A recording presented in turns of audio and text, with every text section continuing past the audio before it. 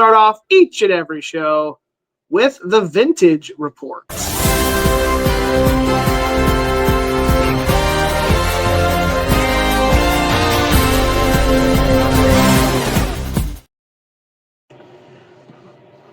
All right, here we go. July of 1993 is when the movie Hocus Pocus was released. So we're going to take a look back and go into the Wayback Machine and see what was in the news in July of 1993. And there was a huge story going on, especially kind of in our area, not that far from us. We're talking about the flood of 93 was happening in July. That was crazy time. What do you remember about that, Ryan? Oh, I remember a lot. That was the summer between my junior and senior year. And so a buddy of mine, my family since like 87 or whatever, got Worlds of Fun season passes. So I had my season pass in 92 that summer, and I went to Worlds of Fun with my buddy, and he's like, well, you going to bring money? I said, no, I got a season pass. So we went to Worlds of Fun. Next summer, he got one. So we went out there, and I mean, like, we get off work at 5, we go out there until like midnight or whenever they closed. We went out there over 35 times, and every time but twice, it rained at least one portion of the day. Like, that's all I remember that summer. It rained and rained. And it rained so bad that so we lived in Overland Park, and his mom ran the Taco John's at up by Zona Rosa. So you would have to take 635 to get up there. Well, it got so bad in the middle of the summer. The waters came up so much, went over 635 at Riverside area. So now they built up the big mounds of earth, and but it closed that down. He had to take 435 all the way around in, and it was just crazy getting around. I couldn't imagine, man. I mean, I was way too young. I mean, this was 93. So we're talking, I was just turned 6. So, I mean, I was barely have some memories of this happening. But yeah, this devastated the entire Midwest, man. Like, it wasn't just our area. St. Louis got hit super hard. Well, I think worse than we did. I think that picture's from St. Louis or around that St. Louis area. So, yeah. It was crazy, man. Flood of 93. You bring that up to anybody older than 40 and older, and they're gonna have some memories about what happened that day or that summer, really. Oh yeah, it was just nuts. Yeah.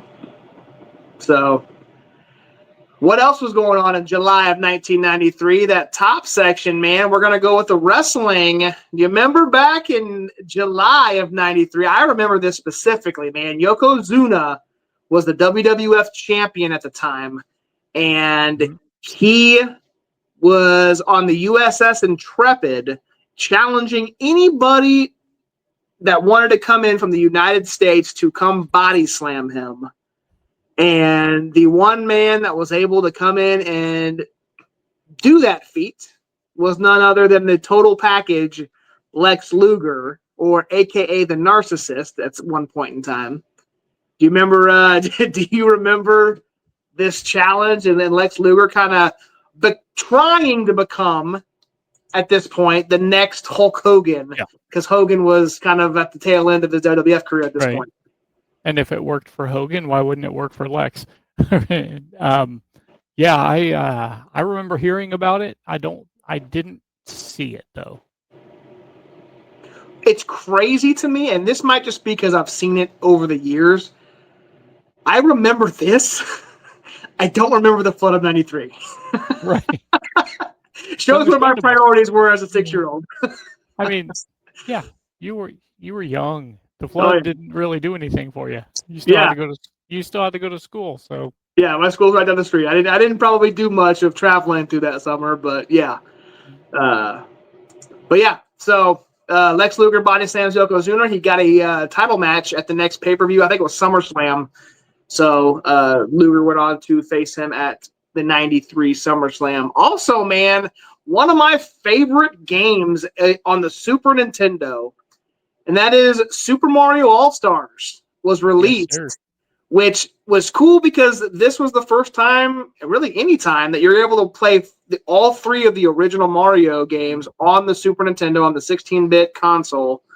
But also they released what they called the Lost Levels, which was a totally different game that nobody had ever seen before.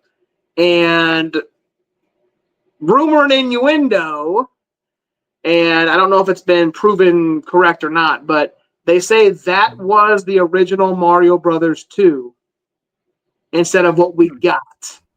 Interesting. And have you heard that story?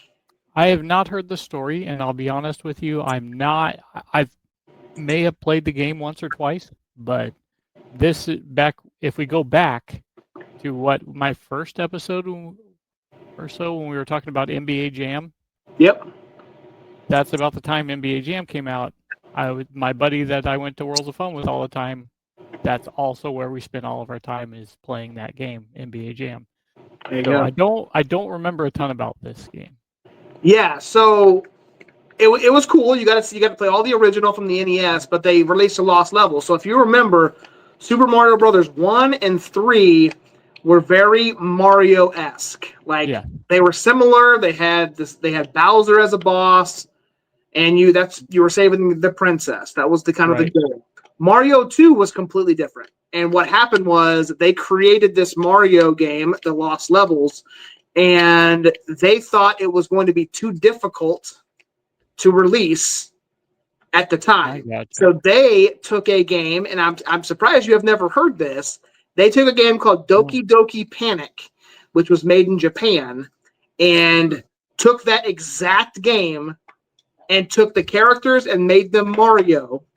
Right. And now you can control Mario, Luigi, the princess, and Toad, and you're not going to save the princess. You're now going to fight a giant toad at the end, a frog. And they introduced some iconic characters, though. You got the, I don't even remember what the name, the pink character that shoots the balls out of their mouth. I can't, that's what she said. Yep. But you got what I'm saying. I can't remember that character's name. But anyway, Mario 2 was a complete mask of a game and you go look this up, Doki Doki Panic, and you'll see gameplay of it. The exact same as Mario 2, just different characters. That's crazy.